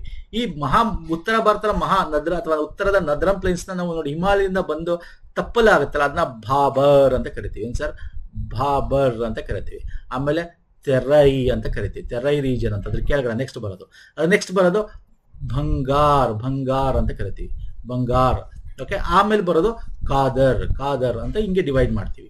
ಸೊ ಏನಪ್ಪಾ ಇದು ಬಾಬರ್? ಈಗ ನೋಡಿ, ಹಿಮಾಲಯದಿಂದ ಹರ್ಕೊಂಡ್ಬರುತ್ತೆ ನದಿ, ಸೌಸುತ್ತೆ, ದಪ್ಪ ಕಲ್ಲುಗಳು ಈ ಒಂದು ತಪ್ಪಲಲ್ಲಿ ಇರುತ್ತದೆ. ಇಲ್ಲಿ ದೊಡ್ಡ ಮರಗಳಿರುತ್ತೆ, ದಪ್ಪ ಕಲ್ಲಿರುತ್ತೆ. ಹಾಗಾಗಿ ನೀರು ಇಲ್ಲಿ ಹರಿಯೋದ್ ಕಾಣಲ್ಲ ನಮಗೆ, ನೀರು ಇಲ್ಲಿ ಕೆಳಗಡೆ ಹರಿತಾ ಇರುತ್ತೆ, ನದಿ ನೀರು. ಓಕೆ, ಆ ನೀರು. ಹಾಗಾಗಿ ಇಲ್ಲಿ ವ್ಯವಸಾಯಕ್ಕೆ ಯೋಗ್ಯ ಅಲ್ಲ, ಅದು ದಪ್ಪ ಕಲ್ಲುಗಳಿದೆ. Fine sir. ಅದಾದ್ಮೇಲೆ ತೆರೈ ರೀಜನ್, ಇಲ್ಲಿ ಏನಾಗುತ್ತೆ, ಸಣ್ಣ ಕಲ್ಲುಗಳಿರುತ್ತೆ, ನೀರು ಇಲ್ಲಿ ಮೇಲ್ಗಡೆ ಹರಿಯಕ್ ಕಾಣಿಸುತ್ತೆ. ಈ ತೆರೈ ರೀಜನ್ ಅಲ್ಲಿ ನೀರು ಮೇಲ್ಗಡೆ ಹರಿಯತ್ ಕಾಣಿಸುತ್ತೆ. ಮತ್ತೆ ಈ ಸಣ್ಣ ಕಲ್ಲುಗಳಿರೋದ್ರಿಂದ, ಮತ್ತೆ ಇದು ಜೌಗು ಪ್ರದೇಶ ಆಗಿರುತ್ತೆ, ಇಲ್ಲಿ ಸಣ್ಣ ಮರಗಳು, ಜೌಗು, ನೀರು ನಿಂತಿರುತ್ತೆ. ಹಾಗಾಗಿ ಎನಿ ಟೈಮ್ ಒದ್ದಿರುತ್ತೆ. ಅಲ್ಲೂ ಕೂಡ ವ್ಯವಸಾಯಕ್ಕೆ ಯೋಗ್ಯ ಅಲ್ಲ. ಕೇಳ್ತಾನೆ ಇವೆಲ್ಲ ವ್ಯವಸಾಯಕ್ಕೆ ಯಾವ್ದು ಯೋಗ್ಯ ಅಲ್ಲ, ಓಕೆ, ಜೌಗು ಪ್ರದೇಶ ಯಾವ ಒಂದು ವಿಧದ ಒಂದು ಮೈದಾನದಲ್ಲಿ ಬರುತ್ತೆ ಅಂತ ಇವೆಲ್ಲ ಕೇಳ್ತಾನೆ ಎಕ್ಸಾಮ್ ಅಲ್ಲಿ. ಮತ್ತೆ ಅದಾದ್ಮೇಲೆ ಬರೋದು ಬಂಗಾರ್. ಈ ಬಂಗಾರ ಅಂತಕ್ಕಂಥದ್ದು ಇದೆಯಲ್ಲ, ಓಲ್ಡ್, ಇಲ್ಲಿ ರೇವೆ ಮಣ್ಣು ಅಥವಾ ಜೇಡಿ ಮಣ್ಣಿಂದ ಹೆಚ್ಚು ಕೆಸರುಯಿಂದ ಕೂಡಿರುತ್ತೆ. ಅಂದ್ರೆ ಓಲ್ಡ್ ಅಂದ್ರೆ ಈ ಸವೆಸಿ ತಂದು ಹಾಕಿರುತ್ತೆ. ಈಗ ನದಿ ಹಿಂಗ್ ಹರಿತಾ ಇರುತ್ತೆ ಸ್ನೇಹಿತರೆ, ಸವೆಸಿ ತಂದು ಅದರ ಒಂದು ಪಕ್ಕ ಅಂತಂದ್ರೆ ದಡದಲ್ಲಿ ಆಗ್ತಾ ಹೋಗ್ತಾನೆ, ತೋರಿಸ್ತಾ ಹೋಗ್ತೀನಿ ನಿಮ್ಗೆ. I will show you. ನದಿ ಹರಿತಾ ಇದೆ, ಇಲ್ಲಿ ಹೊಸ ಮಣ್ಣಿಗೆ ಸವೆಸಿ ಆಗ್ತಾ ಇರುತ್ತೆ. ಅದಾದ್ಮೇಲೆ ಅದ್ ಮೇಲ್ಗಡೆ ಹಿಂಗೆ ಹಳೆ ಮಣ್ಣು ಹೋಗ್ತಾ ಇರುತ್ತೆ. ಈಗ ದೂರದಲ್ಲಿರತಕ್ಕಂಥ ಹಳೆ ಮಣ್ಣು ಅಷ್ಟು ಫಲವತ್ತಲ್ಲ, ಮತ್ತೆ ಅತ್ಯಂತ ಹೆಚ್ಚು ಲವಣಾಂಶದಲ್ಲಿ ಕೂಡಿರ್ತಕ್ಕಂಥದ್ದು ಏನಿರುತ್ತೆ, ಇದು ಬಂಗಾರ್, ಇದು ಬೆಳಿತಾರೆ, ಬಟ್ ಅಷ್ಟು ಫಲವತ್ತದ ಅಲ್ಲ. ಸೊ ಹೆಚ್ಚಾಗಿ ಫಲವತ್ತದ ಆಗಿರೋದು ಯಾವುದು? ಕಾದರ್. ಕೇಳ್ತಾನೆ ಎಕ್ಸಾಮ್ ಅಲ್ಲಿ, ಅತ್ಯಂತ ಹೆಚ್ಚು ಫಲವತ್ತಾಗಿರೋದು ಅವಾಗ ಪ್ರತಿ ವರ್ಷ ಹೊಸ ಮಣ್ಣು ಸವೆಸ್ ತಂದು ಹಾಕುತ್ತಲ್ಲ, ಮೆಕ್ಕಲು ಮಣ್ಣು, ಅದು ಅತ್ಯಂತ ಫಲವತ್ತಾಗಿರುತ್ತೆ. ಅದನ್ನ ಕಾದರ್ ಅಂತ ಕರಿತೀವಿ. ಕಾದರ್ ತುಂಬಾ ಯೋಗ್ಯವಾಗಿರ್ತಕ್ಕಂಥದ್ದು ವ್ಯವಸಾಯಕ್ಕೆ. ಸೊ ಹಾಗಾಗಿ ಗೊತ್ತಿರಬೇಕು. ನಾನು ಇಲ್ಲಿ ಕೊಟ್ಟಿದ್ದೀನಿ ನೋಡಿ, ಬಾಬರ್ ಮೈದಾನ, ತೆರಾಯಿ ಮೈದಾನ, ಬಂಗಾರ್ ಅಂಡ್ ಕಾದರ್ ಅಂತ ಕರಿತೀವಿ. ಕಾದರ್ ಈಸ್ ಅ ವೆರಿ ಇಂಪಾರ್ಟೆಂಟ್. ಹೊಸ ಮಣ್ಣು ಬರ್ತಾ ಇರುತ್ತೆ ನದಿ ನೀರಿಂದ. ಹಾಗಾಗಿ ದಿಸ್ ಇಸ್ ತುಂಬಾ ಇಂಪಾರ್ಟೆಂಟ್ ಉತ್ತರದ ಮೈದಾನಗಳಲ್ಲಿ. ಫೈನ್ ಸರ್, ಅರ್ಥ ಆಗಿದೆ ಅನ್ಕೋತೀನಿ. ಇದ್ರ ಬಗ್ಗೆ ನಾನು ಇದು ಫಿಗರ್ ತೋರಿಸ್ತೀನಿ ನಿಮ್ಗೆ ಹೆಂಗ್ ಕಾಣುತ್ತೆ ಅಂತ. ಇಂಗ್ಲೀಷಲ್ಲಿ ಇದು ನೋಡ್ಕೊಳ್ಳಿ. ಇಲ್ಲಿ ನೋಡಿ, ಈ ತರ ದೊಡ್ಡ ಕಲ್ಲಿರುತ್ತೆ, ಆಮೇಲೆ ಜೋಗು ಪ್ರದೇಶ ಇರುತ್ತೆ ತೆರಾಯಿಲಿ. ಆಮೇಲೆ ಬಂಗಾರಲ್ಲಿ ಬರೋದಾದ್ರೆ ಅಲ್ಲಿ ಲೆಸ್ ಫರ್ಟೈಲ್ ಅದು ಕಂಪೇರಿಟಿವ್ಲಿ, ಬಟ್ ಬೆಳಿತಾರೆ ಅಲ್ಲೂ ಕೂಡ, ಬಟ್ ಅಷ್ಟು ನಿಮಗೆ ಉತ್ಪನ್ನಗಳು ಬರಲ್ಲ ಅಲ್ಲಿ. ಬಟ್ ಖಾದರ್ ರೀಜನ್ ಅಲ್ಲಿ ತುಂಬಾ ಉತ್ಪನ್ನ ಬರುತ್ತೆ. ರಿವರ್ ಕೋರ್ಸ್ ಪಕ್ಕದಲ್ಲೇ ಇರುತ್ತೆ, ವೆರಿ ಇಂಪಾರ್ಟೆಂಟ್ ಫರ್ಟೈಲ್ ಲ್ಯಾಂಡ್ ಆಗಿರುತ್ತೆ. Fine sir. ಸೊ ಇದು ಪ್ರಮುಖವಾಗಿ ನಾವು ನೋಡೋದಾದ್ರೆ ಉತ್ತರದ ಮೈದಾನಗಳಲ್ಲಿ ನಾವು ನೋಡ್ತೀವಿ. ಇನ್ನು ಇದರ ಮಹತ್ವ ಕೂಡ ತುಂಬಾ ಇಂಪಾರ್ಟೆಂಟ್. ಯಾಕಂತಂದ್ರೆ ನಮ್ಮ ಸಾಮಾಜಿಕವಾಗಿ ಬೇಕೇ ಬೇಕು, ಧಾರ್ಮಿಕವಾಗಿ ಬೇಕು. ಈಗ ಮೊನ್ನೆ ಆಯ್ತಲ್ಲ, ಏನಾಯ್ತು, ಕುಂಭಮೇಳ ಆಯ್ತು ಅಲ್ವಾ. ರಾಜಕೀಯ ಕೂಡ ಮಹತ್ವ ಇರುತ್ತೆ.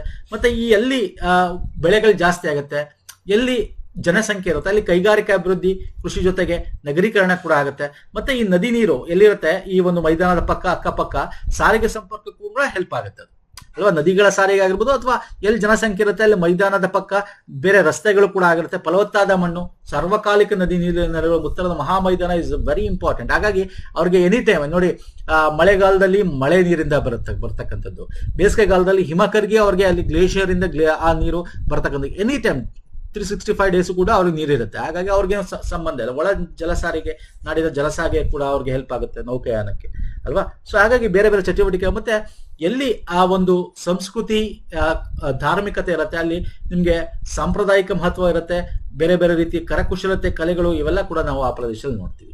ಹಂಗಾಗಿ ನಾವು 40 to 45% ಅಷ್ಟು ಜನಸಂಖ್ಯೆ ನಾವು ಈ ಮೈದಾನ ಪ್ರದೇಶದಲ್ಲಿ ನೋಡ್ತೀವಿ. ಹಾಗೆ ದಿಸ್ ಇಸ್ ವೆರಿ ಇಂಪಾರ್ಟೆಂಟ್ ಮೈದಾನ, ಉತ್ತರದ ಮಹಾಮೈದಾನ ಸ್ನೇಹಿತರೆ. ಇನ್ನು ಇದ್ರ ನೆಕ್ಸ್ಟ್ ಪ್ರಸ್ಥಭೂಮಿ ಇದೆ. ಪರ್ಯಾಯ ಪ್ರಸ್ಥಭೂಮಿ ಅಂದ ತಕ್ಷಣ ನಾನು ಹೇಳಿದೆ ನಿಮಗೆ, ಇಲ್ಲಿ ನಮ್ಮ ವಿಂಧ್ಯ ಸಾತ್ಪುರ ರೇಂಜಿನ ಕೆಳಗಡೆ ನೋಡ್ತಾ ಹೋದ್ರೆ ಆಕ್ಚುಲಿ ಇಲ್ಲಿಲ್ವಾ, ಇಲ್ಲೂ ಇದೆ. ಇದನ್ನ ನಾವು ಹಿಂಗ್ ಡಿವೈಡ್ ಮಾಡಬಹುದು, the Deccan plateau, the central highland, ಅಥವಾ ನಾರ್ತ್ ಅಥವಾ ನದರನ್ ಪ್ಲಾಟೋ ಅಂತ ಕರಿತೀವಿ. ಅಂದ್ರೆ ಈ ಪ್ರಸ್ಥಭೂಮಿನ ಉತ್ತರದ ಪ್ರಸ್ಥಭೂಮಿ, ದಕ್ಷಿಣ ಪ್ರಸ್ಥಭೂಮಿ ಅಂತ ಕೂಡ ಮಾಡಬಹುದು. ಉತ್ತರ ಪ್ರಸ್ಥಭೂಮಿ, ದಕ್ಷಿಣ ಪ್ರಸ್ಥಭೂಮಿ ಅಂತ ಕೂಡ ಮಾಡಬಹುದು. ದಕ್ಷಿಣ ಪ್ರಸ್ಥಭೂಮಿ ಅಂತ ಕೂಡ ಮಾಡಬಹುದು. ಓಕೆ, ಸೊ ಈ ತರ ಡಿವೈಡ್ ಮಾಡಬಹುದು. ಉತ್ತರ ಪ್ರಸ್ಥಭೂಮಿ ಅಂದ್ರೆ ಇಲ್ಲಿ ನಮಗೆ ಮಾಳ್ವಾ ಇದೆ, ಮಾರ್ವಾರ್ ಇದೆ, ಬಾಗೇಲ್ಖಂಡ, ಬುಂದೇಲ್ಖಂಡ, ಛೋಟಾನಾಗಪುರ ಕೂಡ ಸ್ವಲ್ಪ ಭಾಗ ನಮಗೆ ದಕ್ಷಿಣಕ್ಕೆ ಬರುತ್ತೆ. ನಾನು ತೋರಿಸ್ತೀನಿ, ಶೋ ಯು. ಇಲ್ಲಿ ನೋಡಿ, ಹಿಂಗೆ ನಾವು ನೋಡೋದಾದ್ರೆ ಇಲ್ಲಿ ನೋಡಿ, ಮಾಳ್ವಾ ಪ್ರಸ್ಥಭೂಮಿ, ಮಾರ್ವಾರ್ ಪ್ರಸ್ಥಭೂಮಿ, ಬುಂದೇಲ್ಖಂಡ, ಬಾಗೇಲ್ಖಂಡ, ಛೋಟಾನಾಗಪುರ, ಶಿಮ್ಲಾ ಪ್ಲಾಟ್. ನೋಡಿ ಶಿಮ್ಲಾ ತನಕ ಹೋಗುತ್ತಿದ್ದು. ಇಲ್ಲಿ ನಮಗೆ ಬೇರೆ ಬೇರೆ ಹಿಲ್ಸ್, ಮೀಜು ಅವೆಲ್ಲ ಬರುತ್ತಲ್ಲ, ಇದು ಕೂಡ ಯಾಕಂದ್ರೆ ಇಲ್ಲಿ ಸ್ತರಭಂಗದಿಂದ ಇದು ಜರುಗಿರೋದು, ಇದು ಈ ಕಡೆಗೆ. ಓಕೆ, ಸ್ತರಭಂಗದಿಂದ ಜರುಗಿರೋದು ಈ ಒಂದು ಪ್ಲಾಟ್ಯೂಸ್ಗಳಿದೆಯಲ್ಲ, ಇವೆಲ್ಲ ನಾವು ನದರನ್ ಪ್ಲಾಟ್ಯೂಸ್ ಅಥವಾ ಉತ್ತರದ ಪ್ರಸ್ಥಭೂಮಿಗಳು ಅಂತ ಕೂಡ ಕರಿತೀವಿ. ದಕ್ಷಿಣಕ್ಕೆ ಬಂದ್ರೆ ಡೆಕ್ಕನ್ ಪ್ಲಾಟು, ಕರ್ನಾಟಕ ಪ್ಲಾಟು, ತೆಲಂಗಾಣ, ಮತ್ತೆ ದಂಡಕಾರಣ್ಯ ಕೇಳಿದ್ದಾನೆ. ದಂಡಕಾರಣ್ಯ ಎಲ್ಲ ಬರುತ್ತೆ, UPS ಅಲ್ಲಿ ಹಳೆ KS UPS ಎಲ್ಲ ಕೇಳಿದ್ದಾನೆ. ಸೊ ಇಲ್ಲಿ ಒರಿಸ್ಸಾದಲ್ಲಿ ನೋಡ್ತೀವಿ ಇದನ್ನ. ಸೊ ಇದನ್ನ ನಾವು ದಕ್ಷಿಣ ಪ್ರಸ್ಥಭೂಮಿಗಳು ಅಂತ ಕೂಡ ಕರಿಬಹುದು. ಅಂದ್ರೆ ಹೆಂಗ್ ಬೇಕಾದ್ರೂ ಡಿವೈಡ್ ಮಾಡಬಹುದು. ಸೊ ಇಲ್ಲಿ ನೋಡೋದಾದ್ರೆ ಮಾಳ್ವಾ ಪ್ರಸ್ಥಭೂಮಿ ಅಂದ್ರೆ ಏನು ಅಂತ ಗೊತ್ತಿದೆ. ಇಟ್ ಈಸ್ ಕಮಿಂಗ್ ಹಿಯರ್, ನಮ್ಮ ಒಂದು ವಿಂಧ್ಯ ಪರ್ವತದ ಉತ್ತರ ಭಾಗದಲ್ಲಿ ಬರುತ್ತೆ. ಅರಾವಳಿಯ ಒಂದು ಈ ಕಡೆ ಪಶ್ಚಿಮ ಭಾಗದಲ್ಲಿ ಬರುತ್ತೆ, ವಾಯುವ್ಯ ಅಥವಾ ಪಶ್ಚಿಮ ಭಾಗ ಅಂತ ಕರಿತೀವಿ. ಸೊ ಇದು ನಮಗೆ ಪ್ರಮುಖವಾಗಿರ್ತಕ್ಕಂಥದ್ದು ಮಾಳ್ವಾ ಪ್ರಸ್ಥಭೂಮಿ. ಇನ್ನು ಬೇರೆ ಬೇರೆ ಪ್ರಸ್ಥಭೂಮಿ ಎಲ್ಲಾ ಡೀಟೇಲ್ ಬೇಕಾಗಿಲ್ಲ, ನಾನು ಸಿಂಪಲ್ ಆಗಿ ಇಲ್ಲೇ ತೋರಿಸ್ತಾ ಹೋಗ್ತೀನಿ ಯಾವ ರಾಜ್ಯದಲ್ಲಿ ಬರುತ್ತೆ ಅಂತ ನೋಡ್ಕೊಳ್ಳಿ. ಇನ್ನು ಇಂಪಾರ್ಟೆಂಟ್ ಆಗಿ ಇದನ್ನ ನಾವು ಸೆಂಟ್ರಲ್ ಹೈಲ್ಯಾಂಡ್ ಅಂತ ಕೂಡ ಕರಿತೀವಿ. ಇಲ್ಲಿ ತೋರಿಸ್ತಾ ಶೋ ನೋಡಿ, ಇದು ಸೆಂಟ್ರಲ್ ಹೈಲ್ಯಾಂಡ್ ಅಂತ ಕರಿತೀವಿ. ಇನ್ನೊಂಥರ ಡಿವೈಡ್ ಮಾಡಬಹುದು, ಸೆಂಟ್ರಲ್ ಹೈಲ್ಯಾಂಡ್ ಮತ್ತು ಡೆಕ್ಕನ್ ಪ್ರಸ್ಥಭೂಮಿ ಅಂತ ಕರಿತೀವಿ. ಈ ಸೆಂಟ್ರಲ್ ಹೈಲ್ಯಾಂಡ್ ಅಲ್ಲೇ ನಾವು ಎಲ್ಲಾ ತರ ಒಂದು ಪ್ರಸ್ಥಭೂಮಿಗಳು ಅಂದ್ರೆ ನೋಡೋದು. ಅಂದ್ರೆ ಉತ್ತರದ ಪ್ರಸ್ಥಭೂಮಿ ಅಂತ ಏನ್ ಹೇಳಿದೆ, ಬುಂದೇಲ್ಖಂಡ, ಬಾಗೇಲ್ಖಂಡ, ಛೋಟಾನಾಗಪುರ, ಮಾಳ್ವಾ ಇವೆಲ್ಲ ಇದೆಯಲ್ಲ, ಇಲ್ಲಿ ನಾನು ತೋರಿಸ್ತೀನಿ. ಮಾಳ್ವಾ, ಬುಂದೇಲ್ಖಂಡ, ಬಾಗೇಲ್ಖಂಡ, ಛೋಟಾನಾಗಪುರ ಇವೆಲ್ಲ ಇದೆ. ಮಾರ್ವಾರ್ ಇವೆಲ್ಲ ಏನಿದೆ, ಮಾರ್ವಾರ್ ಪ್ರಸ್ಥಭೂಮಿ ಅಂತ ಕರಿತೀವಿ. ಇವೆಲ್ಲ ನಮಗೆ ಸೆಂಟ್ರಲ್ ಹೈಲ್ಯಾಂಡ್ ಅಂದ್ರೆ ಸ್ವಲ್ಪ ಅದು ಮೇಲೆ ಇರ್ತಕ್ಕಂಥದ್ದು, ಒಂಥರ ಇಲ್ಲಿಗೂ ನೋಡಿದ್ರೆ ಸ್ವಲ್ಪ ಮೇಲೆ ಇರ್ತಕ್ಕಂಥ ಇದು ಹೈಲ್ಯಾಂಡ್. ಹಂಗಾಗಿ ಈ ಒಂದು ರೀಜನ್ ಅಲ್ಲಿ ಏನು ನದಿಗಳು ಹುಟ್ಟುತ್ತೆ ಶ್ರೇಣಿಗಳ ಸ್ನೇಹಿತರೆ, ಒಂದಷ್ಟು ಅದ್ರ ಇಳಿಜಾರ್ತಕ್ಕಂಥ ಹಿಂಗರಿತವೆ. ಇಲ್ಲಿ ನಾವು ವಿಂಧ್ಯ ಮತ್ತು ಸಾತ್ಪುರ ಏನಿದೆ ಇದರ ಒಂದು ಇಳಿಜಾರು ಈ ಕಡೆ ಇದೆ. ಹಂಗಾಗಿ ಈ ಕಡೆ ನಾವು ಹರಿತಕ್ಕಂಥ ನದಿಗಳನ್ನ ನಾವು ಅಲ್ಲಿ ನೋಡಬಹುದು, ವೆಸ್ಟರ್ನ್ ಘಾಟ್ಸ್ ಕಡೆ ಅಂದ್ರೆ ವೆಸ್ಟ್ ಕಡೆ. ಸೊ ಇದು ವೆರಿ ಇಂಪಾರ್ಟೆಂಟ್. ಇನ್ನು ವಿಂಧ್ಯ ಶ್ರೇಣಿ ಏನಿದೆ, ಶ್ರೇಣಿಗಳ ಬಗ್ಗೆ ನಾನು ಆಲ್ರೆಡಿ ಹೇಳಿದ್ದೀನಿ. ವಿಂಧ್ಯ ಶ್ರೇಣಿ, ಸಾತ್ಪುರ ಶ್ರೇಣಿ ಏನಿದೆ ಇದು ಕೈಮೂರ್ ಬೆಟ್ಟದ ಆಸುಪಾಸಲ್ಲಿ ಬರುತ್ತೆ. ಮೈಕಲ್ ಶ್ರೇಣಿ ಈ ಸಾತ್ಪುರ ಮತ್ತೆ ವಿಂಧ್ಯ ಶ್ರೇಣಿಯನ್ನ ಜೋಡಿಸುತ್ತೆ. ತೋರಿಸ್ತೀನಿ, I will show you once again. ಇಲ್ಲಿ ನೋಡಿ, ಮೈಕಲ್ ಶ್ರೇಣಿ ಇದೆಯಲ್ಲ, ಇದು ದಿಸ್ ಇಸ್ ವೆರಿ ಇಂಪಾರ್ಟೆಂಟ್. ಕೇಳ್ಬೋದು ನೋಡಿ, ಇವೆಲ್ಲ ನಾನು ಪುನಃ ಒನ್ಸ್ ಅಗೇನ್ ನಾನು ಹೇಳ್ತೀನಿ. ಈ ಶ್ರೇಣಿಗಳು ಆಲ್ರೆಡಿ ಇದೇ ವಿಡಿಯೋದಲ್ಲಿ ಹೇಳಿದ್ದೀನಿ. ಶ್ರೇಣಿಗಳು ಯಾವ ಯಾವ ರಾಜ್ಯದಲ್ಲಿ ಬರುತ್ತೆ ಅಂತ ನಾನು ಇಲ್ಲಿ ತೋರಿಸ್ತೀನಿ ನಿಮಗೆ. ಸೊ ನೋಡ್ಕೊಳ್ಳಿ, ಮಹದೇವ್ ಶ್ರೇಣಿ, ಕೈಮೂರ್ ಶ್ರೇಣಿ, ಓಕೆ, ಮೈಕಲ್ ಶ್ರೇಣಿ. ಇಲ್ಲಿ ನೋಡಿ, ಮೈಕಲ್ ಶ್ರೇಣಿ ಇಲ್ಲಿದೆ. ಸೊ ಎಲ್ಲೆಲ್ಲಿ ಬರುತ್ತೆ ಅಂತ ನೀವು ನೋಡ್ಕೋಬೇಕಾಗುತ್ತೆ. So very important. ಮತ್ತೆ ಪೀಕ್ ಬಗ್ಗೆ ಕೇಳ್ತಾನೆ. ಈಗ ನಾನು ನಿಮ್ಗೆ ಆಲ್ರೆಡಿ ಇದನ್ನ ಹೇಳಿದ್ದೀನಿ. ಪೀಕ್ ಅನ್ನೈಮುಡಿ ಹೇಳಾಯ್ತು, ದೊಡ್ಡ ಬೆಟ್ಟ ಹೇಳಾಯ್ತು, ಈ ವೆಸ್ಟರ್ನ್ ಘಾಟ್ಸ್ ಅಲ್ಲಿ ಮಹೇಂದ್ರಗಿರಿ ಆಯ್ತು, ಈಸ್ಟರ್ನ್ ಘಾಟ್ಸ್ ಅಲ್ಲಿ ಆಯ್ತು, ಈಗ ಮಹಾಬಲೇಶ್ವರ ಆಗಿರ್ಬೋದು, ಕಲ್ಸುಬಾಯಿ ಅಂತಕ್ಕಂಥದ್ದು ನಿಮಗೆ ಮಹಾರಾಷ್ಟ್ರದ ಅತ್ಯಂತ ದೊಡ್ಡ ಪೀಕ್, ಅದು ವೆಸ್ಟರ್ನ್ ಘಾಟ್ಸ್ ಅಲ್ಲೇ ಬರ್ತಕ್ಕಂಥದ್ದು. ಈಗ ನಾವ್ ಹೆಂಗೆ ಕರ್ನಾಟಕದಲ್ಲಿ ದೊಡ್ಡ ಪೀಕ್ ಯಾವುದು ಅಂದ್ರೆ ಯಾವ್ದು ಹೇಳ್ತೀವಿ ಹೇಳಿ, ಕಮೆಂಟ್ ಮಾಡಿ ನೋಡೋಣ. ಯಾವುದು ಯಾವ ಹಿಲ್ಸ್ ಅಲ್ಲಿ ಬರುತ್ತೆ? ಬಾಬಾ ಬುಣಂಗಿರಿ ಹಿಲ್ಸ್ ಅಲ್ಲಿ ಬರುತ್ತಲ್ಲ, ಯಾವ್ದದು? ಸೊ ಅದನ್ನ ಕಮೆಂಟ್ ಮಾಡಿ. ಹಂಗೆ ಇಲ್ಲೂ ಕೂಡ ಕಲ್ಸುಬಾಯಿ ಅಂತಕ್ಕಂಥದ್ದು ಮಹಾರಾಷ್ಟ್ರದ ದೊಡ್ಡದು. ಹಂಗೆ ಈ ತರ ಈಗ ಅರಾವಳಿಯ ದೊಡ್ಡದಾದ ಪೀಕ್ ಯಾವುದು, ಶ್ರೇಣಿ ಯಾವುದು ಅಂತಂದ್ರೆ ನಾವು ಗುರು ಶಿಖರ ಅಂತ ಕರಿತೀವಿ. ಹಂಗೆ ಈ ಕಡೆ ಬಂದ್ರೆ ನಮ್ಗೆ ರಾಜ್ ಮಹಲ್ ಹಿಲ್ಸ್ ಅಂತ ಬರುತ್ತೆ ಈ ಕಡೆ ಛೋಟಾನಾಗಪುರ. ಅಲ್ಲಿ ದೊಡ್ಡದಾದ ಪೀಕ್ ಯಾವುದು ಅಂದ್ರೆ ಪರಸ್ನಾಥ್ ಅಂತ ಕರಿತೀವಿ. ಅರ್ಥ ಆಗ್ತಿದೆಯಲ್ಲ? ಮಲಯಗಿರಿ ಅಂತ ಬರುತ್ತೆ ಗುರ್ಜರ್ ಬೆಟ್ಟಗಳಲ್ಲಿ. ಸೊ ಈ ತರ ಒಂದಷ್ಟು ಪೀಕ್ ಗಳನ್ನ ನೋಡ್ಕೊಳ್ಳಿ. ಇಷ್ಟೊಂದು ಡೀಟೇಲ್ಸ್ ನಿಮಗೆ ಬೇಕಾಗಿಲ್ಲ ಲ್ಯಾಂಡ್ ಸರ್ವೆಗೆ, ಬಟ್ ಸ್ಟಿಲ್ ಒಂದು ಮ್ಯಾಪ್ ಬೇಸ್ಡ್ ಇರ್ಲಿ ಅಂತ ಅಷ್ಟೇ ನೋಡ್ಕೊಳ್ಳಿ. ಸೊ ಇಲ್ಲೂ ಕೂಡ ಕೊಟ್ಟಿದ್ದೀನಿ, ನೋಡ್ಕೊಳ್ಳಿ ಸ್ನೇಹಿತರೆ. ಛೋಟಾನಾಗಪುರ ಪ್ರಸ್ಥಭೂಮಿ. ಛೋಟಾನಾಗಪುರ ಇಸ್ ವೆರಿ ಇಂಪಾರ್ಟೆಂಟ್. ಅದನ್ನ ನಾವು ಭಾರತದ ರೂರ್ ಅಂತಾನೆ ಕರಿತೀವಲ್ವಾ. ಈ ಪ್ರಸ್ಥಭೂಮಿನ ನಾವು ಭಾರತದ ರೂರ್ ಅಂತಾನೆ ಕರಿತೀವಿ, ಯಾಕಂದ್ರೆ ಅತ್ಯಂತ ಖನಿಜಗಳು ಸಿಗ್ತಕ್ಕಂಥದ್ದಲ್ಲಿ. ಅದನ್ನ ಖನಿಜದ ಬಟ್ಟಲು ಅಂತಾನೆ ಕರಿತೀವಿ ಛೋಟಾನಾಗಪುರ, ಯಾಕಂದ್ರೆ ಗ್ರಾನೈಟ್, ಗ್ನೀಸ್, ಧಾರವಾಡ ಶಿಲೆಗಳಿಂದ ತುಂಬಿದೆ. ಎಸ್ಪೆಷಲಿ ಅಲ್ಲಿ ನೋಡೋದಾದ್ರೆ ಇದು ಛತ್ತೀಸ್ಗಢ, ಜಾರ್ಖಂಡ್, ಪಶ್ಚಿಮ ಬಂಗಾಳ, ಒಡಿಸ್ಸಾ ರಾಜ್ಯಗಳಲ್ಲಿ ವ್ಯಾಪಿಸಿದೆ. ಪ್ರಮುಖವಾದದ್ದು ರಾಂಚಿ, ಹಜಾರಿಬಾಗ್, ಸಿಂಗಭೂಮ್, ಧನ್ಬಾದ್ ಇವೆಲ್ಲ, ಪುರ್ಲಿಯಾ ಇವೆಲ್ಲ ಅದರ ಪ್ರದೇಶಗಳಲ್ಲಿ ಅತ್ಯಂತ ಹೆಚ್ಚು ಖನಿಜಗಳು ಸಿಗ್ತಕ್ಕಂಥದ್ದು. ಹಾಗಾಗಿ ಇಲ್ಲಿ ಕೈಗಾರಿಕೆಗಳು ಜಾಸ್ತಿ ಇದೆ. ಹಾಗಾಗಿ ಇದನ್ನು ಭಾರತದ ಖನಿಜ ಬಟ್ಟಲು ಅಂತ ಕರಿತೀವಿ. ಇಲ್ಲಿ ಪ್ರಮುಖವಾಗಿ ಸುಬರ್ಣ ರೇಖಾ, ದಾಮೋದರ ನದಿಗಳು ಚೋಟನಾಗರ ಪ್ರಸ್ಥಭೂಮಿಯಲ್ಲಿ ಹರಿಯುತ್ತವೆ. ಸೊ ಇದು ಚೋಟನಾಗಪುರ ಪ್ರಸ್ಥಭೂಮಿ ಬಗ್ಗೆ. ಸೊ ದಕ್ಕನ್ ಪ್ರಸ್ಥಭೂಮಿ ಅಂದ ತಕ್ಷಣ ಯಾವ್ದು ಬರುತ್ತೆ ಅಂತ ನಾನು ತೋರಿಸಿದ್ದೀನಿ. ಡೆಕ್ಕನ್ ಪ್ಲಾಟೋ, ಕರ್ನಾಟಕ, ಇವೆಲ್ಲ ದಕ್ಕನ್ ಪ್ರಸ್ಥಭೂಮಿ, ದಕ್ಷಿಣದ ಪ್ರಸ್ಥಭೂಮಿಗಳು ಅಂತ ಕರಿತೀವಿ. ಇದೆಲ್ಲ ಇದು ದಕ್ಷಿಣದ ಪ್ರಸ್ಥಭೂಮಿಗಳು. ಸೊ ಇದನ್ನು ಒಂದ್ಸಲ ನೋಡ್ಕೊಳ್ಳಿ. ಫೈನ್. ತುಂಬಾ ಡೀಟೇಲ್ ಏನು ಈ ತರ ಪ್ರಸ್ಥಭೂಮಿ ಕೇಳಲ್ಲ, ಒಂದು ಇಂಪಾರ್ಟೆಂಟ್ ಡಿವಿಷನ್ಸ್ ಬಗ್ಗೆ ಕೇಳ್ತಾನೆ ಅಷ್ಟೇ ಕೇಳಿದ್ರೆ. ಇನ್ನು ದಕ್ಕನ್ ಪ್ರಸ್ಥಭೂಮಿ ಬಗ್ಗೆ ಏನು ನಾನು ಆಲ್ರೆಡಿ ಹೇಳಿದ್ದೀನಿ, ಇದೆಲ್ಲ ನನಗೆ ಕೊಟ್ಟಿದ್ದೀನಿ ಸ್ನೇಹಿತರೆ. ಓಕೆ, ಅದನ್ನು ಕೂಡ ತಾವು ನೋಡ್ಕೋಬಹುದು. ಇನ್ನು ಪ್ರಸ್ಥಭೂಮಿ ಮಹತ್ವ ಏನು? ಪ್ರಸ್ಥಭೂಮಿ ಅಂತಕ್ಕಂಥದ್ದು ಏನು ಗೊತ್ತಾ, ಇದು ಯಾವಾಗಾಗಿದ್ದು, ಇದು ತುಂಬಾ ಹಳೇದು. ಇವೆಲ್ಲ ನಾವು ನೋಡೋದಾದ್ರೆ ಗೊಂಡ್ವಾನ ರೀಜನ್ ಟೈಮಲ್ಲಿ, ಗೊಂಡ್ವಾನ ಭೂಮಿ ಗೊತ್ತಲ್ಲ ನೀವು, 2 ಭೂಮಿ ಓಳಾಗುತ್ತೆ, ಆಮೇಲೆ ಅದು ಸರಿಯುತ್ತೆ. ಸೊ ಇಲ್ಲಿ ನೋಡ್ತಾ ಹೋದ್ರೆ ಇದು ಪ್ರಸ್ಥಭೂಮಿ ಯಾಕಾಯ್ತು? ಇವೆಲ್ಲ ಬೆಟ್ಟಗಳಿದ್ವು, ಹಿಂಗೆ ಜ್ವಾಲಾಮುಖಿಗಳಾಗಿದ್ವು. ಸೌದು ಇವಾಗ ಈ ತರ ಪ್ರಸ್ಥಭೂಮಿ, ಸೌದು ಏನಾಗಿದೆ ಮೇಲ್ಗಡೆದೆಲ್ಲ ಪ್ರಸ್ಥಭೂಮಿಯಾಗಿ ಮಾರ್ಪಟ್ಟಿದೆ. ಓಕೆ, ಇಲ್ಲಿ ಪ್ರಸ್ಥಭೂಮಿ ಅಂದ ತಕ್ಷಣ ಇದು ಜ್ವಾಲಾಮುಖಿಯಿಂದ ಆಗಿರ್ತಕ್ಕಂಥದ್ದು. ಜ್ವಾಲಾಮುಖಿ ಅಂದ ತಕ್ಷಣ ನಿಮ್ಗೆ ಖನಿಜ ಸಂಪತ್ತುಗಳು ಹೊರಗಡೆ ಬಂದಿರುತ್ತೆ. ಹಾಗಾಗಿ ಆ ಖನಿಜ ಆಗಾರವಾಗಿ ಸಿಗುತ್ತೆ. ಕಬ್ಬಿಣ ಅದಿರು, ಬಸಾಲ್ಟ್ ಆಗಿರ್ಬೋದು ಹೊರಗಡೆ ಇರೋದು, ಮತ್ತೆ ಭೂಮಿ ಆಗಿದ್ರೆ ನಿಮಗೆ ಕಬ್ಬಿಣದ ಅದಿರು ಸಿಗ್ಬೋದು, ಗ್ರಾನೈಟ್ ಸಿಗ್ಬೋದು ಅಲ್ವಾ, ಇವೆಲ್ಲ ಮ್ಯಾಂಗನೀಸ್, ಬಾಕ್ಸೈಟ್. ಹಾಗಾಗಿ ಇಲ್ಲಿ ಅತ್ಯಂತ ಹೆಚ್ಚು ಸಿಗ್ತಕ್ಕಂಥದ್ದು.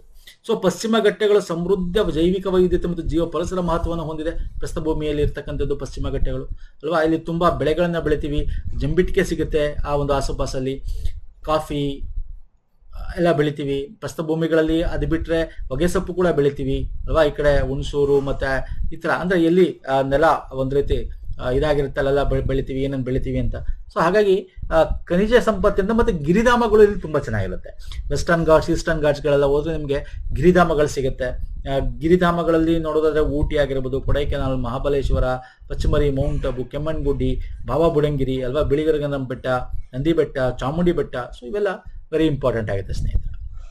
Palani hills, fine sir. ಹಾಗೆ ಪ್ರಸ್ಥಭೂಮಿ ಇಸ್ ಆಲ್ಸೋ ವೆರಿ ಇಂಪಾರ್ಟೆಂಟ್.